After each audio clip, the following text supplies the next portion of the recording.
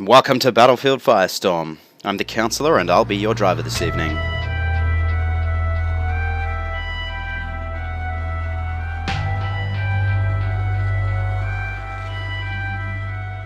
In the Name of the Tsar isn't entirely dedicated to the new heavy bomber class. Being a Russian Civil War themed expansion pack, there's a suitable absence of German heavy tanks, which in itself is it's great news for a certain class of pilots. But in their place is an abundance of landships, artillery trucks, and the new Putilov Garford assault trucks.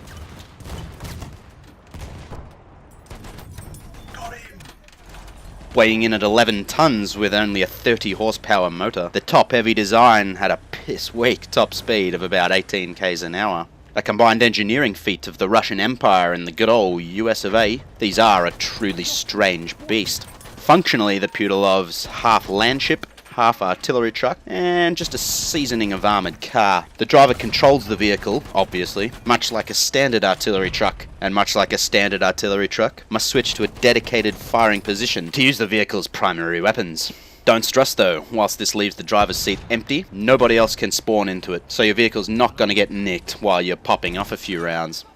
Much like the landship, your two passengers take charge of sponson-mounted guns, in this case heavy machine guns, whilst the driver has sole authority over the primary cannon. The twist will reveal itself the first time you jump into that firing position. Though you'll be looking in the same direction, you'll be staring through a slit in the septic tank on the back rather than the flaps on the front. If you're anything like me and play first-person shooters with extremely low sensitivity, the second thing that'll strike you is the leaping aim from tiny mouse movements, whether zooming in with right-click or not. Like the lack of crosshairs on the Ilya's external guns, I'm pretty sure this is a bug, one of many as of late, but thankfully my Corsair mouse has 3 DPI settings so I can adjust down on the fly. You'll want to too if you want to use the Putilov Garford.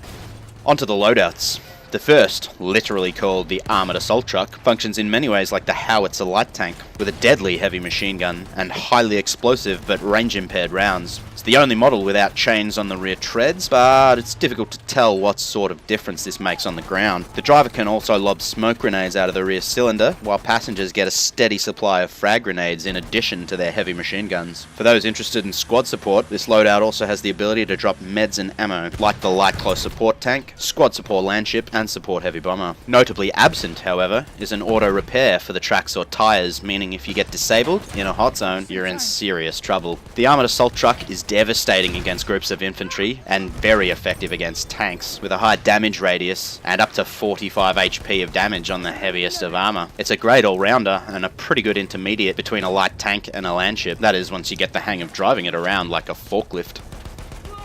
Next up is the anti-tank Putilov. Same heavy machine guns all round, but the 76mm cannon fires armor-piercing rounds at a higher velocity, giving you a flatter trajectory and almost as much range as you can muster. The driver also gets a bunch of anti-tank grenades for vehicles that manage to make it up close, and the gunners get firebombs for a bit of area denial. Thankfully, this model does get an auto repair, giving you that critical second chance to escape the dreadnought cannons or mortar fire. Unfortunately, the armor-piercing 76mm shells have little to no splash damage, leaving you reliant on direct hits for infantry kills, not unlike the Tank Hunter landship. It's not impossible, and a hit does guarantee a kill unlike the other models, but given these limitations really hamper the vehicle's effectiveness in tighter scenarios like Amiens, it's disappointingly average in its designated anti-vehicle role. The AP shells just don't have the same accuracy as the Tankuer, nor the range. You're far better off with the landship or heavy tank in a dedicated anti-armor role. Finally, the Recon Assault Truck. Once more, the final loadout on this list gets the Counsellor's seal of approval. This is the only kit that feels truly different to other vehicles already on offer in the game. Driving around at speed, lobbing spotting flares into all the little nooks and crannies enemies creep out of, dropping mines like a flanker tank while your team spawns repeatedly and leap out like a damn clown car, is original. And it's a lot of fun. Curiously though, the in-game description of this loadout states that it's ineffective against armour, with the flak or shrapnel shells behaving somewhat like an airburst mortar. Now again, not sure if it's another bug, but I promise you that is not the case. It most certainly is effective against every vehicle in the game. It'll one-hit any kind of plane, deal up to 45 HP of damage per hit to tanks, and is easily capable of holding its own in the face of German or French armour. provided there are no sneaky wrench monkeys lurking around. In the absence of a direct hit, it'll generally take out infantry with the shrapnel burst in 2 shots, but this is made much easier by the shell's automatic proximity detonation. That's right, aim just a smidge high while your target crouches on the apex of a hill or behind cover, and the round will burst automatically as it passes over them. These shells will even bounce off walls and continue travelling until they reach target proximity or the ground. The whole process even provides clues about the presence or otherwise of concealed enemies. In terms of raw kill count, you'll find this variant as effective, if not more so, than the assault model, but the intelligence of the shells give it a slight edge against infantry, and although you'll lose the ability to directly support your friendly troops, it is replaced with indirect support and situational intelligence through spotting flares. The recon truck feels as though it was made for Putilov Keep, but if you don't have the expansion packs for whatever reason, the assault variant will be very good to you on Amiens.